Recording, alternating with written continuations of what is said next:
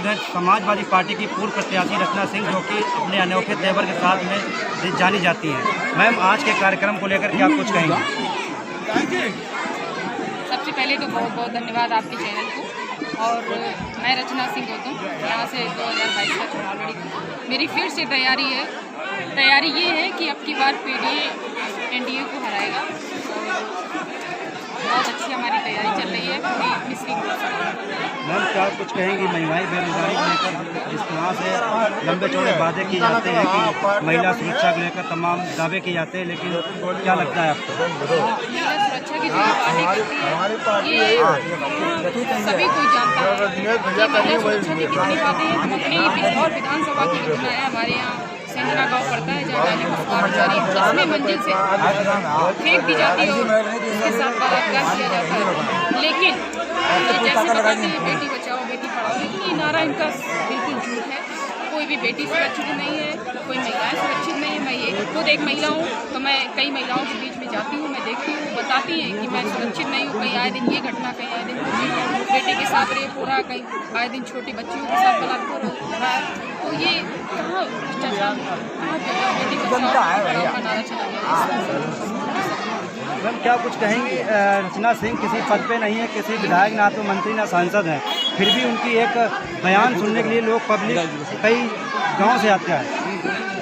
देखिए, मैं विधायक बनी नहीं, लेकिन मेरी क्षेत्र की जनता ने मुझे चुना था और वो लोगों का पूरा मन था कि मैं अपने बिल्लौर का प्रतिनिधित्व करूं। इसलिए मैं अपने क्षेत्र की जनता के साथ हमेशा बराबर खड़ी रहती हूं। मैं चुनाव जिस दिन से आ रही हूं उस दिन से अपनी बिल्लौर विधानसभा के हर एक गांव में रहती हूँ, लोगों के बीच में रहती हूँ, उनके दुख सुख में रहती हूँ। इसलिए लोग मुझे लाइक करते हैं, पसंद करते हैं, मुझे बुलाते हैं। ये उनका लगाव है, मुझे विधायक बनाएंगे और 2024 में सरकार में। मैम, विधानसभा की जनता को लाखों जनता को क्या संदेश देंगे? मैं संदेश सिर्फ यही देना चाहती हूँ कि महंगाई को देखकर, भ्रष्टाचार को देखकर, बेरोजगारी को देखकर और महंगाई और जो अग्निवीर योजना लाए हैं, कई बेरोजगारी और सब चीज़ों को लेकर देखकर जनता इनको 2024 में तोड़ जवाब देने वाली है।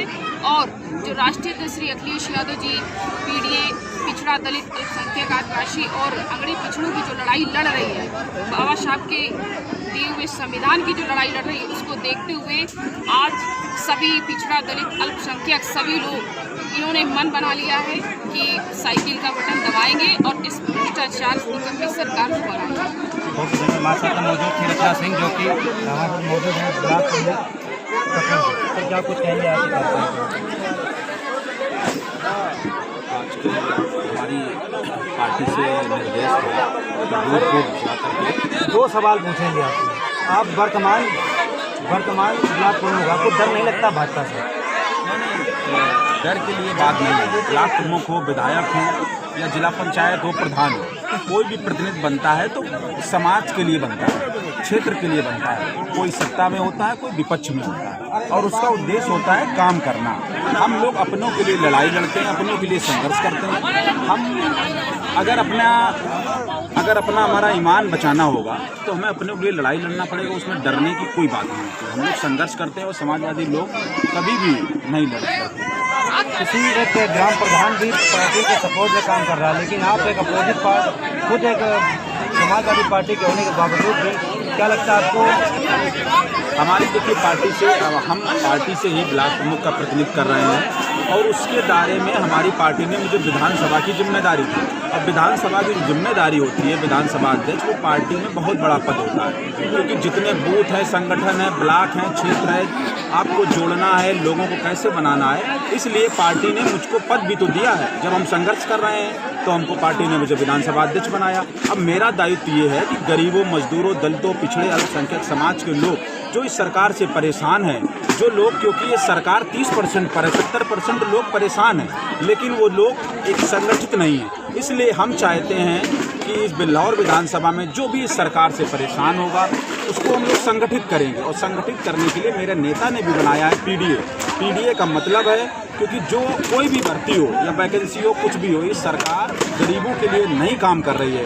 उसके लिए समाजवादी पार्टी हमेशा संघर्ष करती है, करती रहेगी और हम अपने नेता के साथ में अपनी पार्टी के लिए संघर्ष करते हैं। हमको किसी पद की लालसा नहीं रहती है। मेरे नेता ने मुझ पर विश्वास जताया, मेरे लिए यही ब्लॉक प्रमुख है, यही विधायक है, यही सांसद है, और जब तक मैं रहूँगा पार्टी के लिए काम करूँगा। मैं किसी से डरने दबने वाला नहीं।